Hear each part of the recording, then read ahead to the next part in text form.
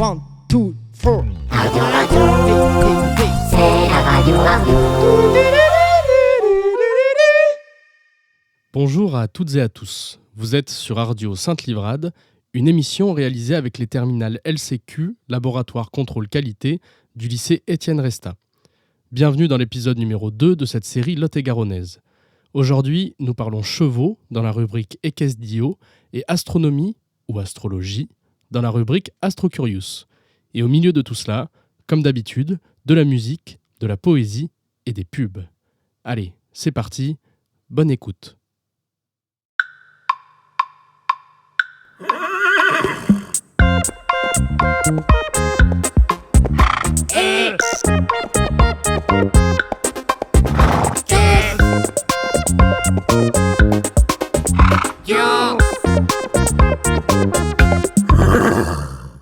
Equesdio, parlons chevaux. Mesdames et messieurs, bonjour, bienvenue dans votre émission favorite Equesdio. L'émission fait pour, avec et par les chevaux. Aujourd'hui, nous recevons une invitée spéciale, Jeanne, cavalière depuis maintenant 17 ans. Puis nous avons aussi l'équipe, mais cela on ne vous le présente plus, Dorothée, notre vétérinaire, ainsi que Michel, notre astrologue équestre. Je vous présenterai aussi un reportage où je suis allé à la rencontre de Nathalie et de Sikimus, son fidèle cheval. Et nous répondrons aussi tous ensemble à la fameuse question, est-ce que l'équitation est un vrai sport ? Rentrons tout de suite dans le vif du sujet avec Jeanne. Bonjour Jeanne. Bonjour. Est-ce que vous pouvez commencer par vous présenter ? Je m'appelle Jeanne, j'ai 20 ans, je pratique l'équitation depuis mes 3 ans. J'ai une jument de 10 ans. J'ai commencé l'équitation dans un petit centre équestre près de chez moi, jusqu'à ce que je voie que je n'évolue plus. Et j'ai décidé de changer de centre équestre. J'ai commencé à prendre une demi-pension, puis une seconde. Et puis j'ai trouvé l'amour de ma vie. Qui est ? La Ralifa. Vous pouvez nous la présenter un peu ? La Ralifa, c'est une jument de 10 ans. Elle est de couleur marron. Elle est gentille, avec un sacré caractère quand même. Est-ce que ça vous est déjà arrivé de faire des concours avec elle ? Oui, des CSO, concours saut d'obstacles. Et à part les CSO, du coup, il existe quoi comme type de concours ? Les plus connus sont le CSO, le CCE et le dressage. Tout à l'heure, vous avez dit que vous avez une jument en demi-pension. Ça veut dire quoi ? C'est s'occuper d'un cheval qui n'est pas le sien, mais les frais sont à la charge des propriétaires. On peut s'en occuper quand on veut. Et ça dépend des propriétaires et on peut payer la moitié du maréchal ferrant. Est-ce que, comme dernière question, on peut avoir votre avis sur la fameuse question, est-ce que l'équitation est un sport ? Oui, l'équitation est un sport, déjà parce que les muscles sont beaucoup sollicités et il faut aussi arriver à s'entendre avec le cheval et pouvoir le maîtriser, car il a ses propres comportements et ses propres réactions. Et comme dans tous les sports, il y a des compétitions. Très bien. Eh bien, nous vous remercions et vous souhaitons bonne chance dans vos futurs CSO. Merci. Merci.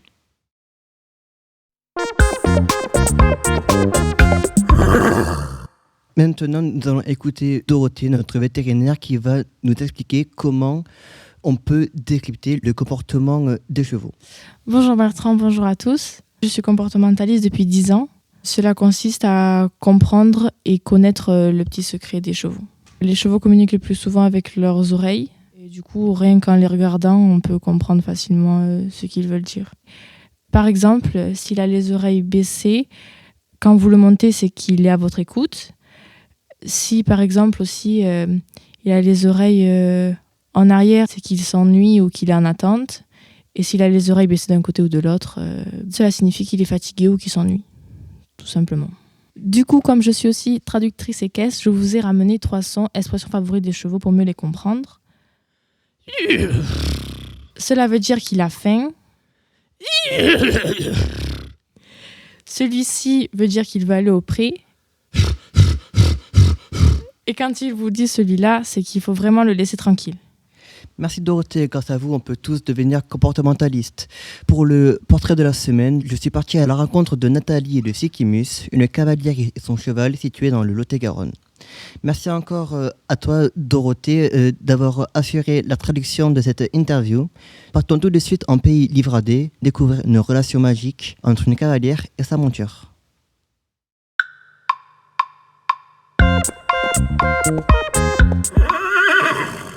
Ben écoutez, Nathalie, est-ce que c'est possible que vous nous présentiez le centre en général? Oui, bien sûr. Vous êtes à Sainte-Livrade-sur-Lot, ferme du Rossignol, route de Casseneuil. Et ces bâtiments appartiennent à la région, tout comme le lycée. Voilà, D'accord. ce sont des bâtiments. Et nous sommes là à titre gracieux, parce que le lycée, justement, vient pratiquer l'option ici. Donc c'est pour D'accord. ça, il y a une entente et voilà. Nous... Et ça fait combien de temps que vous êtes là, à peu près? Alors moi, en tant que cavalière, ça fait plus de 10 ans. Et en tant que présidente, je ne m'en souviens plus. Quand on aime, on ne compte pas. Ça doit être ça. Voilà. Alors nous avons des chevaux de propriétaires et des chevaux de club. D'accord. Des chevaux de propriétaires, certains sont là en pension complète, c'est-à-dire il n'y a que le propriétaire qui le monte. Des chevaux de propriétaires qui sont là au pair, c'est-à-dire le propriétaire le monte en priorité, le propriétaire le monte en concours en priorité, mais le club peut en disposer à raison de 5 heures semaine. Et ensuite des chevaux de propriétaires qui sont au pair. Évidemment, le propriétaire y vient, c'est-à-dire que le propriétaire ne paie rien. Mais à côté, le club l'utilise aussi à souhait. Voilà. Et au total, ici, il y a combien de chevaux à peu près? C'est une bonne question d'être entre 25 et 30. Je dis entre 25 et 30 parce qu'il y en a qui sont là pour l'hiver en pension, après qui repartent chez eux, qui reviennent. Et puis des fois, il y a des petits allers-retours suivant les désirs des propriétaires. D'accord. Voilà. Ici, alors là c'est le paddock, c'est pas la période où il est le plus sympa, mais après il y a des prés ici, il y a des prés de l'autre côté, il y a des grands prés, quand vous arrivez de Sainte-Livrade, il y a des grands prés sur votre gauche, 2 grands prés.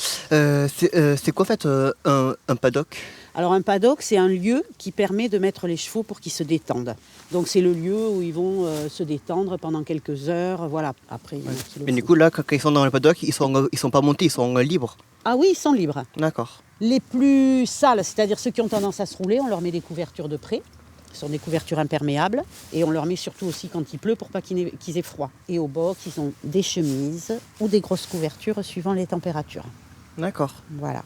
Ils sont curés une fois par semaine. On a un palefrenier qui vient le jeudi et qui cure tous les box. Ça le C'est fait d'autres. quoi un palefrenier? Un palefrenier, c'est celui qui met le fumier dans la benne, qui l'emmène au lycée et il remet de la paille propre box, Et il fait ça sur tous les box. sur tous les box. Et en termes de nourriture, ils mangent quoi ici? Alors ils mangent du granulé, ce qu'on appelle du DP Pro, où il y a plein de céréales dedans, tout ce qu'il D'accord. leur faut. Et ensuite ils mangent du foin. D'accord. Voilà, ils sont nourris matin et soir. D'accord. Alors Nathalie, j'ai une question à vous demander, mais pour vous, l'équitation c'est un sport ou pas? Ah oui, l'équitation c'est un sport. Et- D'ailleurs les personnes qui arrivent et qui pensent qu'une fois qu'elles vont être sur le cheval, ça va être très simple. Non, ce n'est pas très simple. Ça demande de la tonicité, de l'équilibre. Et puis vous êtes avec un animal vivant. Donc il faut composer avec cet animal et c'est pas toujours simple parce qu'ils ont aussi leur caractère. Voilà. D'accord. Quelles sont les blessures les plus courantes chez les chevaux? Alors les blessures les plus courantes chez les chevaux, alors ici ils n'ont pas des blessures dramatiques, mais on fait très attention à leur dos parce qu'en fait ils nous portent toute la journée. Donc les blessures souvent ça peut être des contractures. Voilà. D'accord. Et ils ont un ostéopathe qui les voit une fois par an. Ils ont des séances de shiatsu aussi. Ils voient le dentiste aussi une fois par an. Voilà, et puis ils ont les vaccins régulièrement. Voilà. Et depuis quand êtes-vous cavalière? Alors moi, je suis cavalière depuis que j'ai 12 ans. Ah oui, Voilà, d'accord. donc ça fait Ouais. beaucoup d'années. Donc Et, on peut monter très longtemps à cheval. Ouais. Après, on s'adapte quand on vieillit. On fait des fois pas les mêmes... voilà. Mais pour les grands cavaliers, vous pouvez constater qu'à 60 ans, ils sont encore en international ou en national. Voilà. Après, chacun s'adapte en fonction de ses capacités physiques. Mais on peut monter à cheval très longtemps. Pas D'accord. forcément pratiquer la même équitation tout le temps, mais monter à cheval très longtemps, oui, c'est possible. D'accord. Et après, vous avez fait des concours? Oui, j'ai fait des compétitions de dressage, j'en fais encore, et des compétitions d'obstacles, mais là j'ai arrêté. Quand on tombe à 60 ans, on ne se relève pas comme quand on en a 20. Voilà, c'est le seul souci. On se relève, mais c'est plus difficile. Alors, Nathalie, est-ce que vous pouvez nous présenter un peu votre cheval? Alors, il s'appelle Sikimus Romas. Il a 16 ans. D'accord. Voilà, c'est un anglo-arabe. D'accord. C'est-à-dire, il y a du pur sang et il y a du cheval arabe dedans.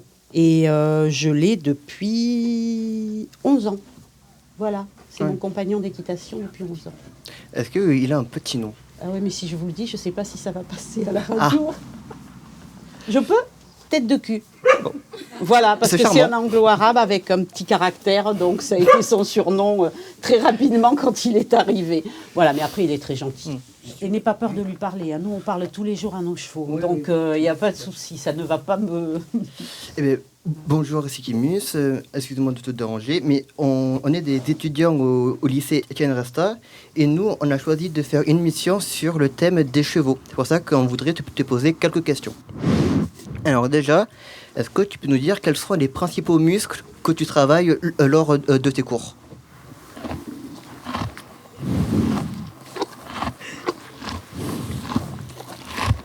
Je travaille les pectoraux, les abdominaux, l'élévation du thorax et ma force sur mon postérieur.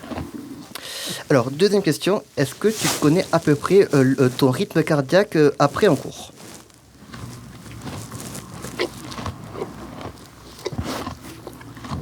Alors, mon rythme repos est de 28 à 44 pulsations par minute, mais quand je fais un effort, il peut monter jusqu'à 244 pulsations par minute. Et alors, quelles sont les principales blessures que tu peux te faire?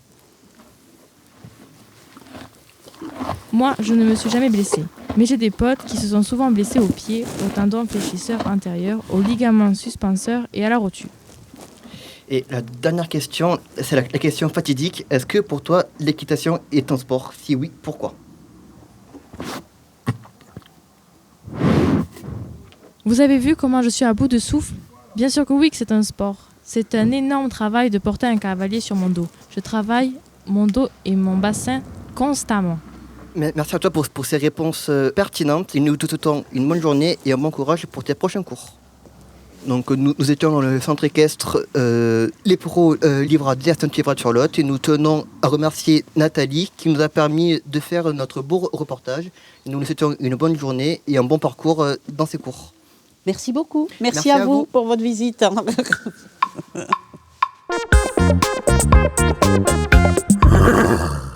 Et voilà, c'était le portrait de la semaine qui touche à sa fin. Je tiens à dire un grand merci à Dorothée pour cette traduction. Et sans attendre, je vous propose d'écouter l'horoscope de Michel. Michel, c'est à toi. Merci Bertrand. On se retrouve, comme toutes les semaines, pour l'horoscope équestre.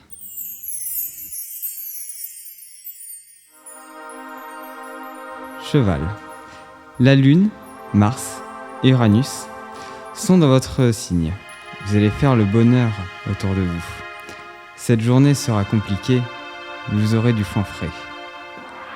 Licorne. Le Soleil est dans votre signe, en plus de Vénus, Jupiter et Neptune. Aujourd'hui, vous serez un peu triste, mais pas d'inquiétude, cette journée passera vite et vous serez beaucoup nourri. Pégase. Mercure et d'autres astéroïdes sont dans votre signe. Vous allez faire une rencontre importante, mais prudence, vous finirez en steak haché. Et enfin, Centaure, Cérès, Makemake et de petits astres sont dans votre signe. Ce qui veut dire que vous allez faire une rencontre banale. Cette journée sera anecdotique, mais vous pourrez manger énormément. C'était l'horoscope équestre de Michel. Merci de m'avoir écouté. Merci Michel. Vous venez d'écouter l'horoscope équestre. Je tiens à vous remercier tous. Jeanne, notre invitée, Dorothée, notre vétérinaire, Michel, notre astrologue et bien sûr vous, chers auditeurs. Vous venez d'écouter l'émission Equestio, l'émission faite pour, avec et par des chevaux. À la semaine prochaine.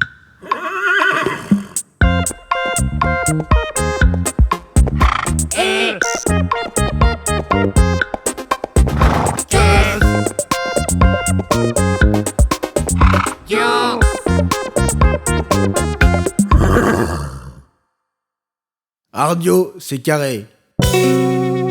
Ardio, c'est du lourd. Ardio, c'est énorme.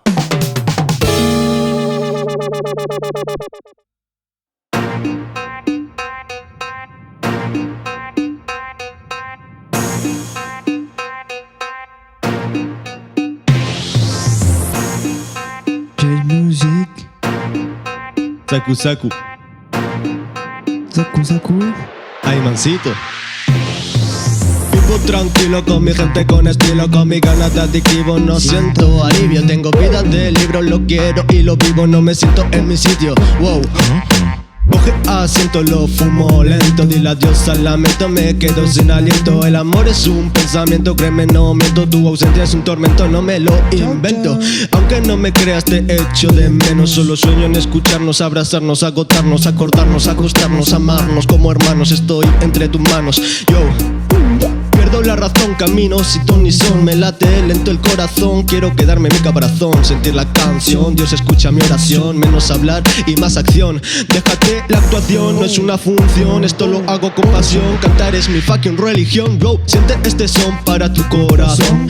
No lo sientes hasta que lo pierdes. Ni lo pienses, pocas frases, muchas mentes. A ti mismo te mientes, pa' eso no lo intentes, nigga. Wow. Sentado en mi terraza me tomo una taza de café con mostaza. Vengo de otra raza, mis frases casan, no las casan. Inténtalo, siempre fracasan. Realidades francas, oh. Vive la vida, no mires la ira. Si quieres se pira y tú detrás te tiras. Como bobo la miras, así se rima.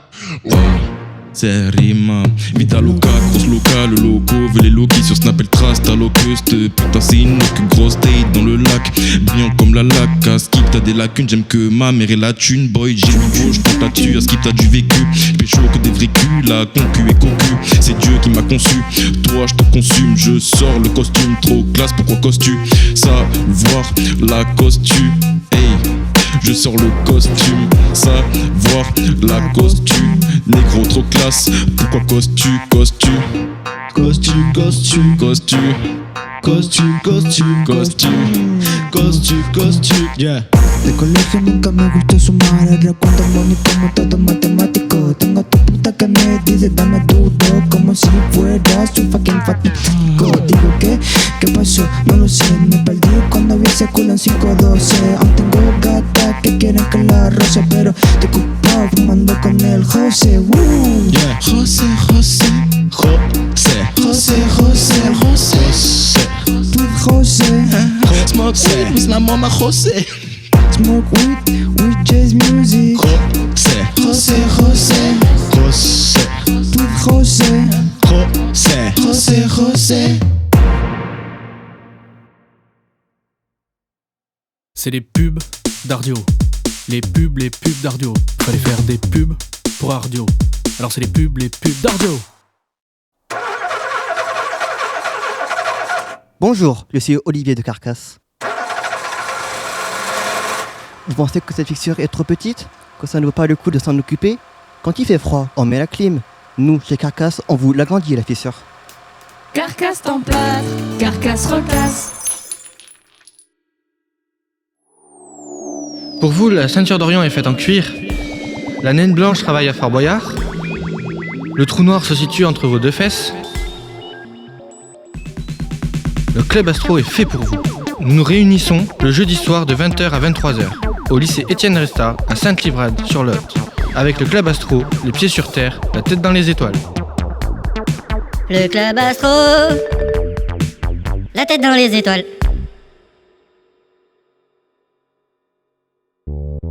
Plaisir. Endurance. Protection. Pas d'enfant. Durex. Pour que ça reste dur devant ton ex.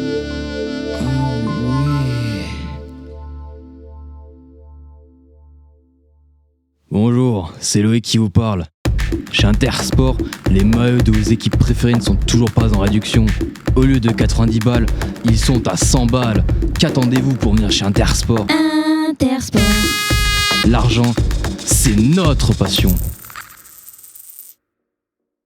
Ardio. La radio de los locos. Olé!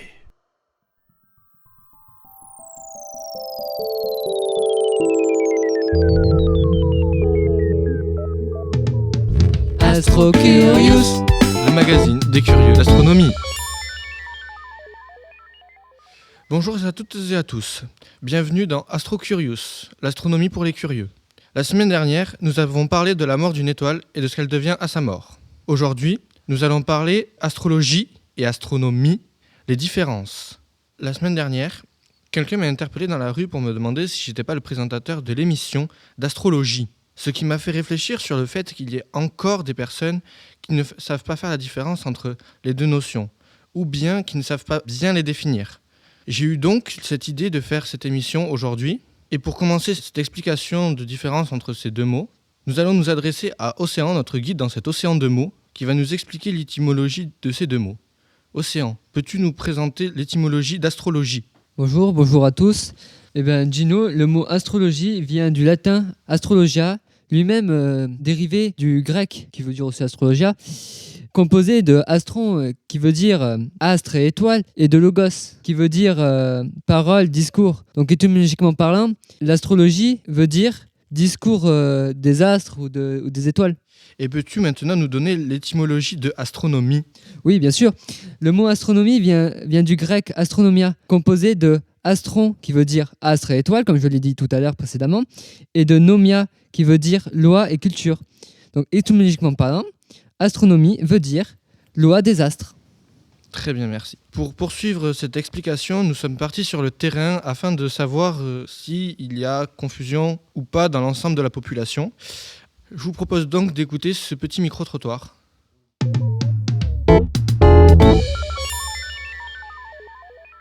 Bonjour, quelle est la différence entre astronomie et astrologie ?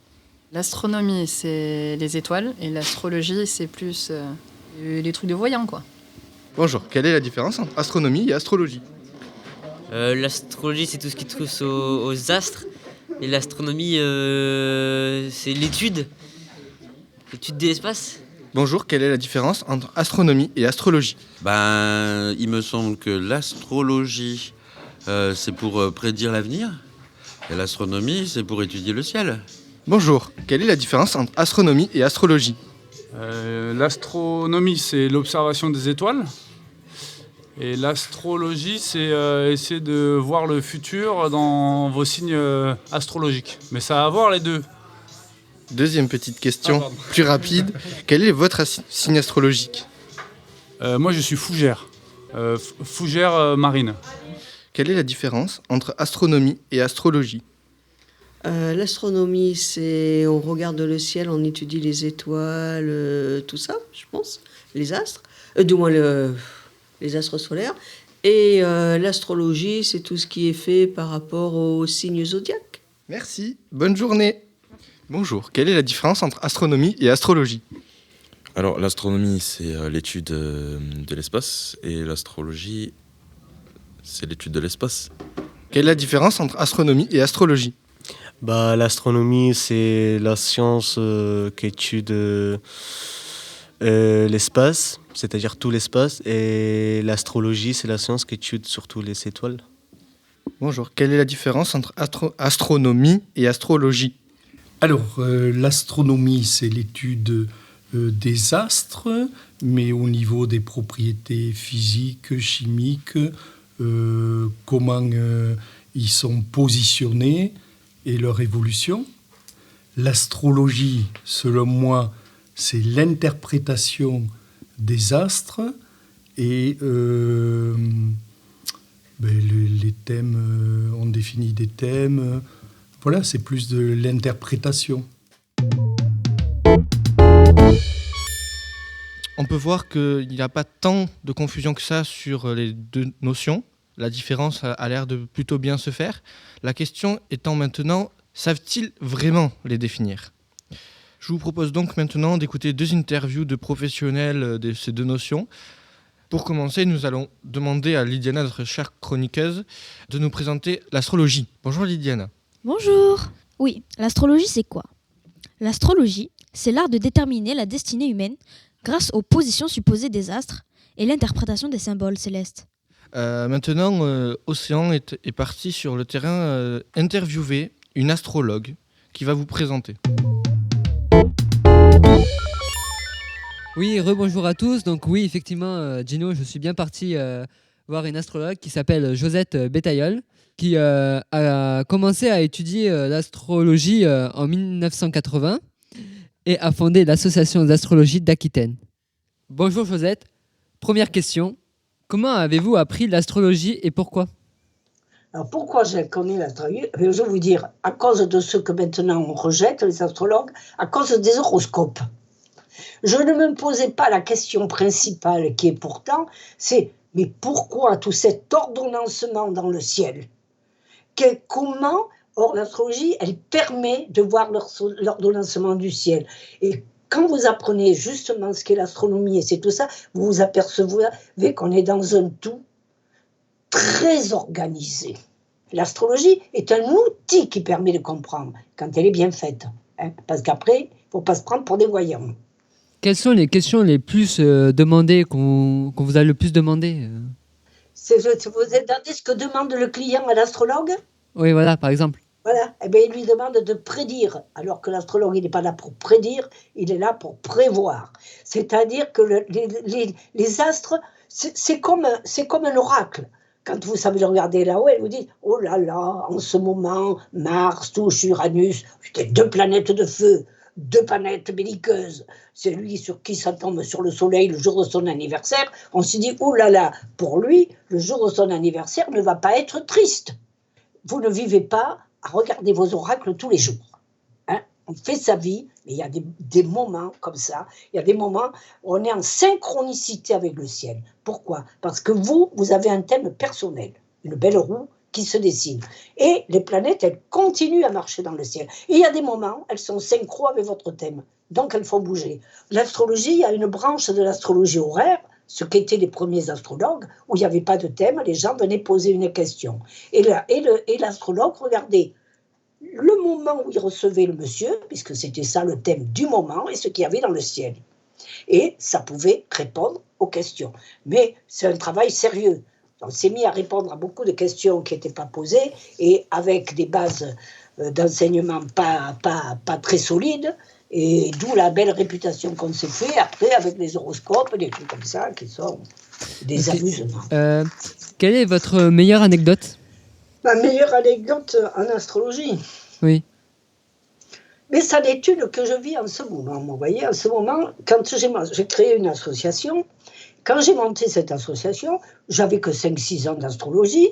Je me dis, je vais me mettre en synchro et je trouve un thème du tonnerre de Dieu. Il était bien, je choisis. Parce qu'au début, on n'est pas dans cette quête personnelle. Et là, je vais aller faire une conférence à Paris. On me dit, il faut trouver un thème où il y a Pluton, parce qu'en ce moment, Pluton change de signe. Et là, je me suis rendu compte combien le cosmos comment j'avais été appelée à faire ça. J'ai compris combien il y avait un ordonnancement dans le ciel et comme de temps en temps, votre destin vous appelle. Donc il y a bien une différence entre astrologie et astronomie. Il y a une différence totale. L'astronome n'a pas besoin de l'astrologue. L'astrologue a besoin de l'astronome parce que l'astrologie est fondée sur l'astronomie, sur la vision des astres. L'astronome, il ne fait que regarder, est-ce qu'il va y avoir une nouvelle planète, est-ce qu'il va y avoir ci, est-ce qu'il va y avoir une éclipse, est-ce qu'il va y avoir ci, et c'est pour ça qu'elles se sont divisées. Il n'y a pas à se diviser, alors bien sûr que maintenant, l'astrologie n'a plus la justesse de l'astronomie. C'est fini. Maintenant, plus ça va, plus elle marche sur un symbolisme. Mais ce symbolisme, il existait avant et en même temps que l'astronomie. Alors maintenant, ça ne sert à rien de se battre. C'est qu'il y a eu tellement de zozos et de voyants qui ont joué là-dessus, qu'ils ont tué l'astrologie. C'est les scientifiques ont gagné. Les astrologues sont quand même restés, parce que c'est une des plus vieilles branches de l'humanité, de ce que l'homme a fait par lui-même. L'astrologie, c'est une science, parce que ça part de la science astronomique, mais c'est aussi un art. Nous aussi, on fait marcher les planètes, on se sert de l'astronomie, puisqu'on suit les planètes. Pour savoir ce qui vous arrivera demain, il faut regarder le ciel aujourd'hui. Merci beaucoup Josette, merci pour toutes ces informations, ça va beaucoup intéresser nos auditeurs. Merci à vous. Allez, au revoir. Au revoir.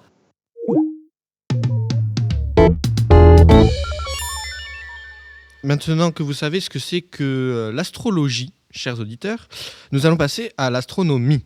Lydiana va donc nous donner ce que c'est l'astronomie selon nous. Merci Gino. Donc l'astronomie, c'est probablement la plus ancienne des sciences naturelles. L'astronomie, c'est la science et l'observation des astres qui cherchent à expliquer leur origine, leur évolution, ainsi que leurs propriétés physiques et chimiques. Merci Lydiana. Je vous propose donc d'écouter maintenant une interview que j'ai réalisée de Cyril Gervaux, astronome. Bonjour Cyril. Bonjour. Pouvez-vous vous présenter rapidement, s'il vous plaît ? Je m'appelle Cyril Gervaux, j'ai 50 ans et pour le coup, je fais de l'astronomie depuis une dizaine d'années. Et maintenant, je suis formateur au CFPA de Saint-Livrade. Comment avez-vous appris l'astronomie et qu'est-ce que c'est ? Je me suis présenté dans un observatoire.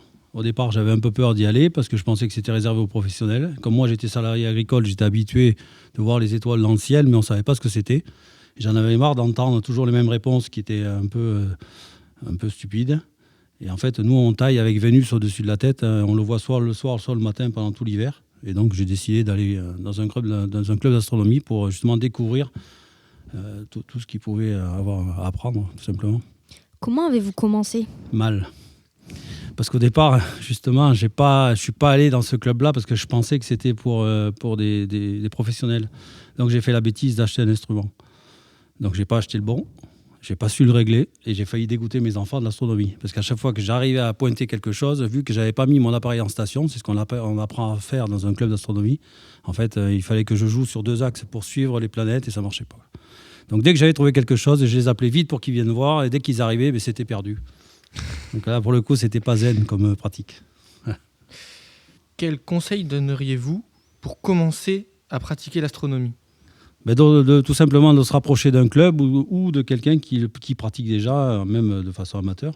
Parce que lui, justement, sera passé par plusieurs phases d'apprentissage et il pourra aller au plus près de ce qui est agréable. C'est-à-dire d'éviter de galérer à mettre en station son télescope. Mais que veut dire en station ? Tout simplement, en fait, on oriente le trépied. Donc on va avoir le support du télescope doit être orienté pour être parallèle à l'axe de la Terre. Comme l'axe de rotation de la Terre va pointer vers l'étoile Polaris, notre télescope son support doit pointer vers elle. S'il ne pointe pas vers elle, en fait, on ne peut pas compenser la rotation de la Terre. Donc, et vu que c'est invisible à l'œil nu, mais dès qu'on regarde dans un télescope, on s'en aperçoit très vite. Donc, on arrive à attraper un objet et en quelques secondes, il sort de l'oculaire et là, c'est la galère. Quelle différence faites-vous entre astronomie et astrologie ?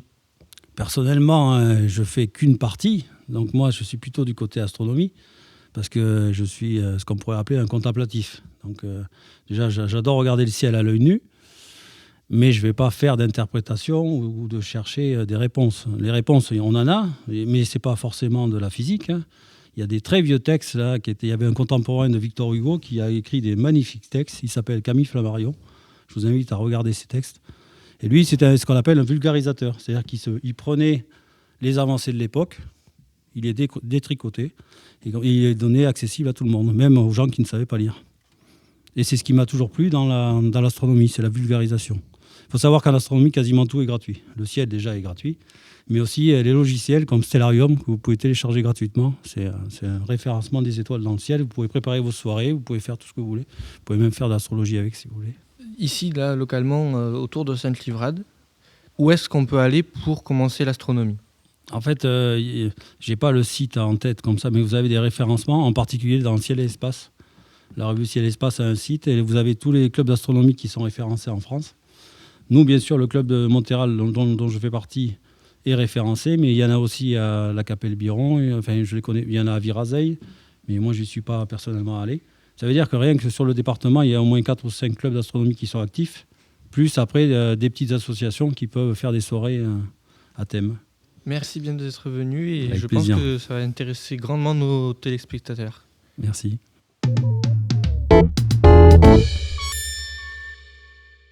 On remercie Cyril pour cette magnifique interview. Maintenant, je vais laisser la parole à Lydiana qui va conclure sur les différences entre astronomie et astrologie. Donc pour conclure, astronomie et astrologie. Leurs noms sont similaires et elles ont toutes les deux un lien avec les étoiles, mais l'astronomie et l'astrologie sont deux choses bien différentes. Autrement dit, l'astronomie étudie et explique scientifiquement les phénomènes naturels, tels que les éclipses, les passages de comètes. Tandis que l'astrologie est liée à des croyances et des aspects tels que les horoscopes, la superstition, les thèmes astrologiques. C'est l'art de prévoir l'avenir par les étoiles. Merci Lydiana. Maintenant, vous n'avez aucune raison de confondre astronomie et astrologie. Merci de nous avoir écoutés. On se retrouve la semaine prochaine pour un nouvel épisode de Astro Curious, les astronomes curieux. Au revoir. Astro Curious, le magazine des curieux d'astronomie.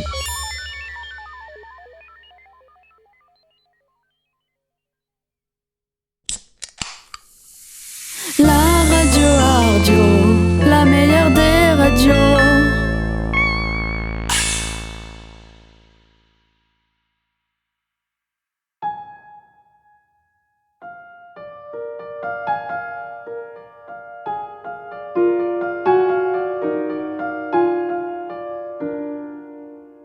La minute. Poétique.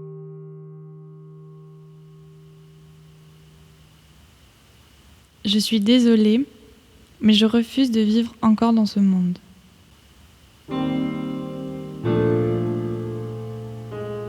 Avant, nous n'étions pas dépendants de la technologie. Nous n'étions pas égoïstes comme aujourd'hui. Nous voulions sortir, rencontrer des gens, faire des connaissances. Nous ne voulions pas être enfermés avec nos téléphones à faire des rencontres virtuelles. Aujourd'hui, l'égoïsme et l'instantanéité a envahi les gens. Ils veulent tout, tout de suite. S'ils n'ont pas ce qu'ils veulent tout de suite, ils font des caprices. Ils sont prêts à tout pour atteindre leurs objectifs. Passant parfois par des actes horribles et indécents pour y arriver, notre société, qui était si belle, si puissante, se retrouve ainsi cassée, divisée, détruite par l'égoïsme et le narcissisme. Alors, je voudrais dire qu'aujourd'hui, oui, je me sens mal dans le monde dans lequel je vis. Je me sens mal de subir des moqueries, du harcèlement de la part des gens qui pensent tout connaître alors qu'ils ne savent rien. Je veux être dans un monde où tout le monde accepte les différences des autres, les personnalités de chacun. J'aimerais un monde d'entraide, de solidarité, un monde fort et paisible. Mais cela me semble inaccessible.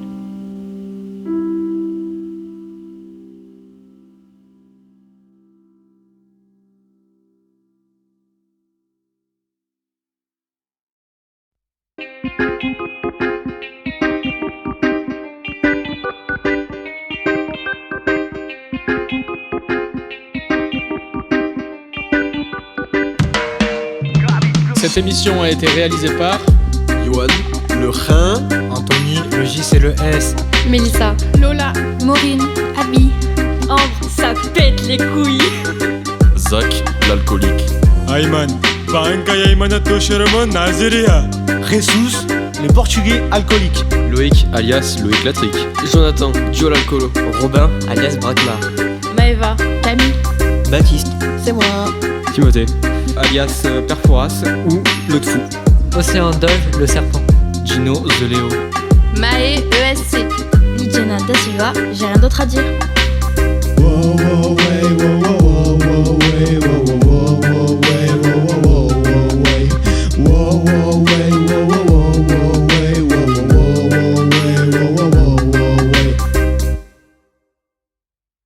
Ardio, un projet soutenu par la région Nouvelle-Aquitaine, la DRAC et le CRARC.